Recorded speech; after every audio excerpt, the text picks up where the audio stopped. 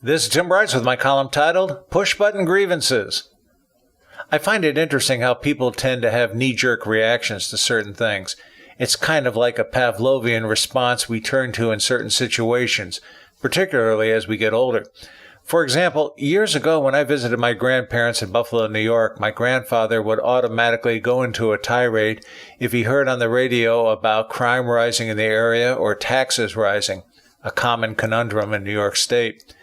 This would automatically trigger a response from my grandfather who would say, "And you know who pays for that, don't you? Your grandmother and me." If I heard this expression once, I must have heard it 1,000 times over the years, as it left an indelible impression on me. So much so, when I hear something similar on the radio while I'm driving around today, I find myself saying, "And you know who pays for that, don't you?" And I start to laugh. I think we all have certain hot buttons which trigger some sort of outcry, mostly things that irritate us one way or another. For example, I know a couple in my neighborhood who is quick to point out the horrible color their next-door neighbor painted his house with, a ghastly dark blue.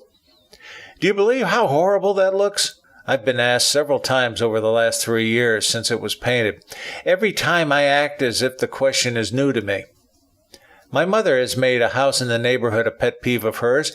Whereas it was a handsome and well-maintained house in the past, the new owners have turned it into a perpetual project whereby something is always being modified or remodeled, be it inside or outside. Interestingly, they never seem to get it right, causing the house to lose its charm. Consequently, whenever we pass the house today, my mom is likely to say, "What in God's name are they thinking of?" There are, of course, many other push-button expressions to convey our displeasure. For example, when my wife was in high school, her mother would say to her or her sisters, "You're not going out dressed like that, are you?" Or, "You didn't pay money for that, did you?"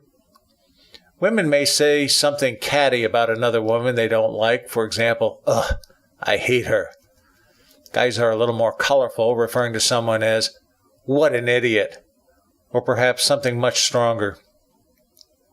Mothers are notorious for push-button expressions such as, "You can plant potatoes in those ears," or "Eat your vegetables or you'll wear 'em," or "You can put your eye out that way." Another favorite is, "Stop it or you go blind." We also see this phenomenon in the area of politics. For example, when liberals hear a reference to President Trump, they instantly respond that he is a racist, a fascist, or a xenophobic. Again, this is a Pavlovian conditioned response requiring no thinking. Ask them what he said or did to trigger their reaction, and they won't remember. But they're sure he is a racist, a fascist, or is xenophobic, even if they don't understand what the labels mean. I have heard these expressions so often, perhaps we should consider numbering them, thereby saving us time and effort. In a way, it reminds me of the old story where a man is sent to prison. As the newbie, he asks his cellmate if he knows any jokes to pass the time. The cellmate says, "Here in prison, we've heard all the jokes a million times, so instead of repeating them, we've numbered them to save time. Here, watch this." The cellmate yells, "97!" from his cell, which results in gales of laughter from the other prisoners. "Wow, that's pretty impressive," the newbie says. "Can I try one?" "Sure, be my guest." 82, he yells out from the cell. Unfortunately, nobody responds, not even a chuckle. Try another, the cellmate encourages him. 51. Again, no response. Frustrated, the newbie tries multiple numbers. 162. 25. 13. Again, dead silence. To which the cellmate observes, "Well, I guess it goes to prove.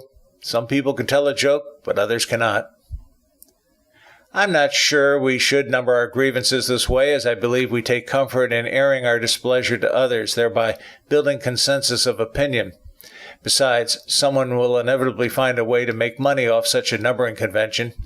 And you know who pays for that, don't you? Friends, keep the faith. This is Tim Bryce in Palm Harbor, Florida. Follow me on the internet at timbryce.com.